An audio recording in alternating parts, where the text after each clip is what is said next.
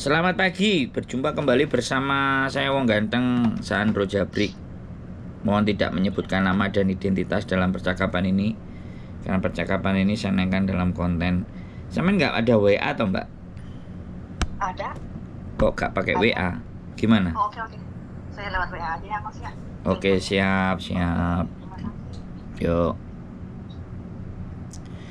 Oke teman-teman semuanya, sebaiknya pakai WA karena takutnya nanti kalau pulsa tahu-tahu pulsanya keputus kan ngobrolnya nggak asik kan, kayak gitu ceritanya. Jadi hal-hal seperti itulah yang apa namanya, kita waspadai. Baru tangi melek guys, sudah ada yang nanya, sudah ada yang curhat, sudah ada yang cerita. Gak ada masalah, pokoknya selama bisa keangkat kita angkat. Kalau tidak diangkat dicoba lagi dan lanjut dicoba.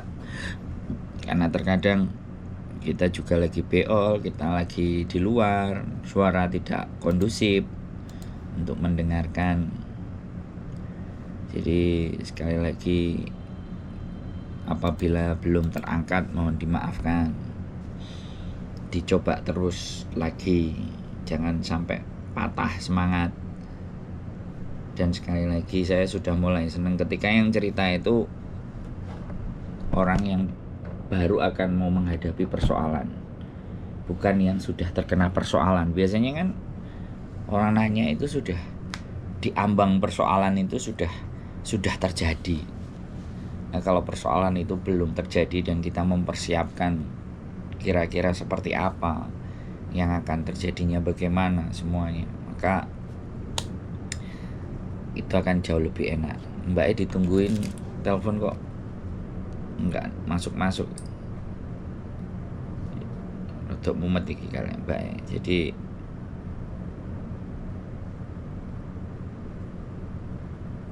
kok mumet sih ya.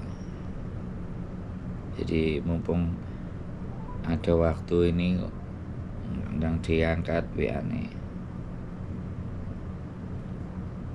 Nggak bisa aku nelpon balik pakai WA juga nggak bisa kalau nggak disimpan.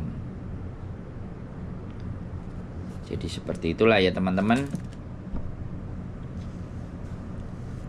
Cik blank tangi turu blank. Nah, ini.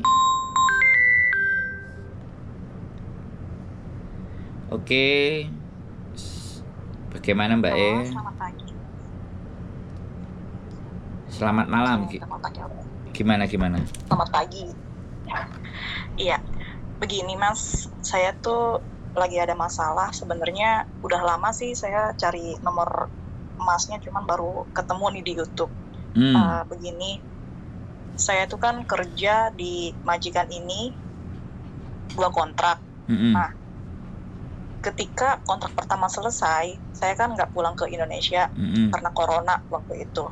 Dan setelah renew kontrak, otomatis kan visa saya hanya visa tinggal ya, visa izin tinggal hanya berlaku 1 tahun ya Mas ya.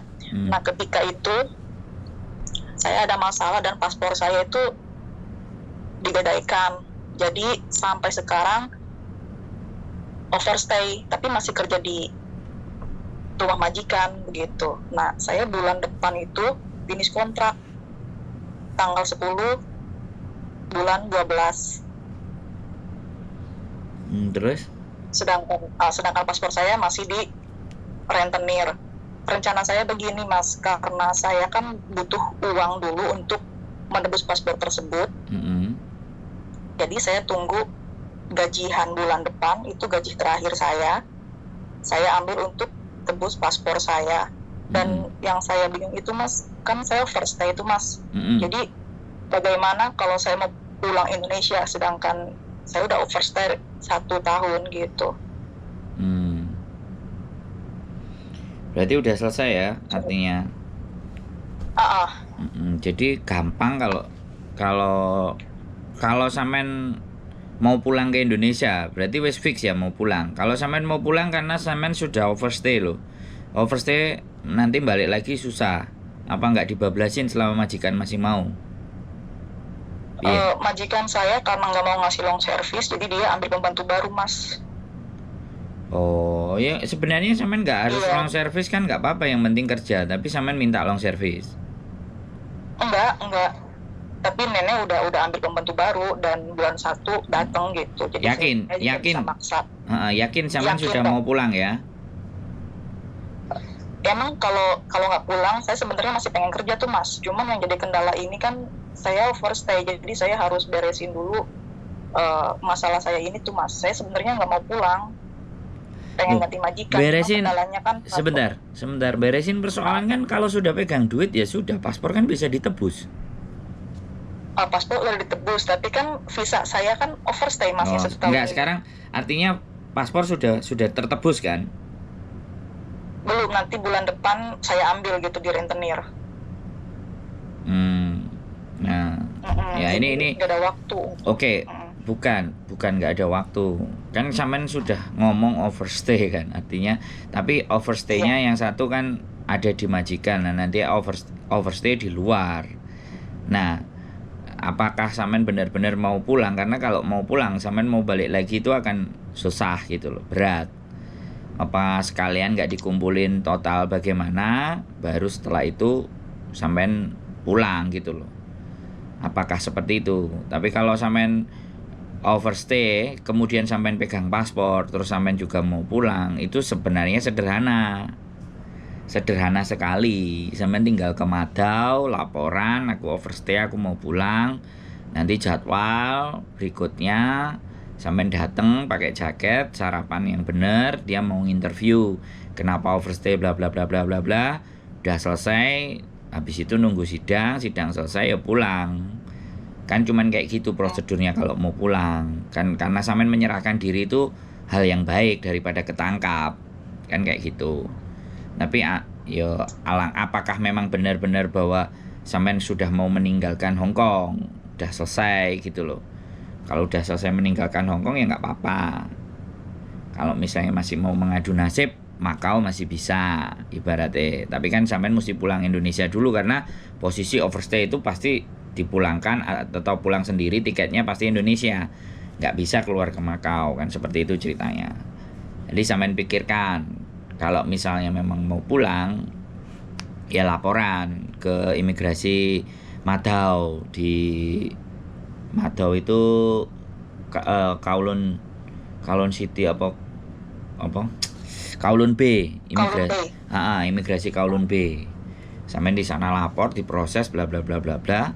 Sampean nanti suruh nunggu di luar wis bla bla bla bla, diselesai yo. Kalau nggak sampai masuk sel, nggak masuk penjara, yo mungkin cepet langsung pulang. Karena sampean semua data komplit kan. Kalau data komplit biasanya dikeluarin. Karena sampean mau pulang mandiri kan. Itu namanya pulang mandiri, overstay pulang mandiri. Karena ada overstay pulang mandiri, ada overstay dipulangin sama pemerintah. Oh, begitu. Nah, kayak gitu, tidak menjadi persoalan. Tidak ada masalah. Berarti misalkan, oke. Terus? Berarti misalkan saya tanggal 10 bulan depan kan keluar nih, Mas, dari majikan saya, karena tanggal terakhir saya itu kan tanggal 10 Desember. Nah, ketika itu otomatis kan saya mencari rentenir tersebut. Itu saya mendapatkan paspor. Dan kalau saya benar-benar pengen pulang lepas begitu, berarti saya langsung mendatangi imigrasi Makau yang di Kowloon Bay itu ya, Mas ya? Ya, di Madau. Di tower apa itu namanya, aku lupa. Ada di Facebook. Kalau Sky untuk Tower. ganti majikan, kenapa? masih bisa nggak, Mas? Kalau untuk saya masih pengen bekerja di Hong Kong gitu tuh, prosedurnya seperti apa, Mas? Nggak bisa, Mbak, karena proses sampean itu sudah overstay. Kalau gini, kalau sampean overstay-nya dikarenakan sesuatu hal dan majikan sampean mau memberikan keterangan, ya kan? Overstay sampean kan lantaran paspor sampean di bawah rentenir. Tidak di tangan. Iya. Nah, itu kesalahan. Kesalahan saya pribadi, iya betul. Iya, kalau sampean overstay-nya hanya karena lalai, kelupaan, dan majikan membikin surat, itu kelar, rekod sampean aman. Gitu loh. Tapi kalau sampean sudah nggak ada sama majikan, Ya kemudian sampean di luar tidak ada yang menggaransi. Nah, itu yang menjadi persoalan, Mbak. Makanya kalau sampean paspornya sebentar, kalau paspornya sampean bisa ambil sebelum keluar dari majikan dan kamu meminta tolong ke majikan untuk memberikan surat karena aku lalai, aku lupa sudah sekian lama, terus majikan sampean iya dia masih tinggal sama saya, nah itu memperbaiki.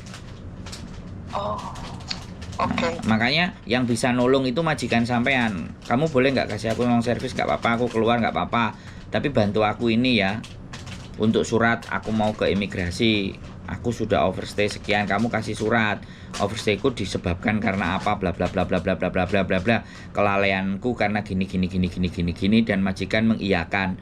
Rekod sampean bagus, sampean bisa cari majikan lagi.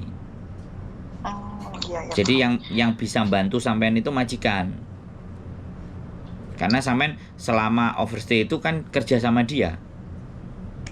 Nah itu kan, itu kan syaratnya apa aja, Mas? itu pelanggaran. Kalau misalkan saya sebelum keluar dari majikan udah mendapatkan paspor dan saya meminta tolong ke majikan untuk menulis surat tersebut, bagaimana itu, Mas, cara mengambil formnya itu tuh untuk bikin nulis sendiri kalau form itu. Nulis sendiri. Nah, lebih enak lagi majikan ambek sampean ke imigrasi terus nyeritakno. Itu powernya full. Majikan saya nenek-nenek, Mas, dia sendirian gitu, maksudnya. Ya, gini loh Mbak, aku ngomong sama sampean ya. Karena sudah tidak ada pilihan. Sekali lagi ya, ini kan kesalahannya sampean nih. Nek sampean tak kasih saran, gaya alasan, itu terserah sampean. Bisa dipahami nggak? Paham, Mas. Nah, jadi pakai surat itu opsi kedua. Opsi pertama, majikan sampean nyembah-nyembah, sampean njaluk tolong, ayo tak geret, tak terno, aku tulungono, aku kan OS. Gitu, itu cara itu pertama. Kalau bisa sampean lakukan, kalau nggak bisa ya surat. Gitu loh. Itu powerful untuk membantu sampean agar sampean bisa dapat pekerjaan lagi di Hong Kong dan tidak cacat rekod. Ya, jadi sampean boleh ngeyel, nggak ada masalah. Tapi kan ini yang punya masalah sampean. Aku kan hanya memberikan saran. Jadi ketika aku memberikan saran, jangan alasan yang sampean sampaikan, tapi pikirkan saran itu mana yang bisa dipakai. Bisa dipahami nggak? Paham, Mas, ya. Jadi kan sampean tanya minta solusi, tak kasih. Nah kalau minta solusi terus jawabannya alasan, alasan aja sing akeh kan. Moyong saya ngomong, bisa dipahami nggak?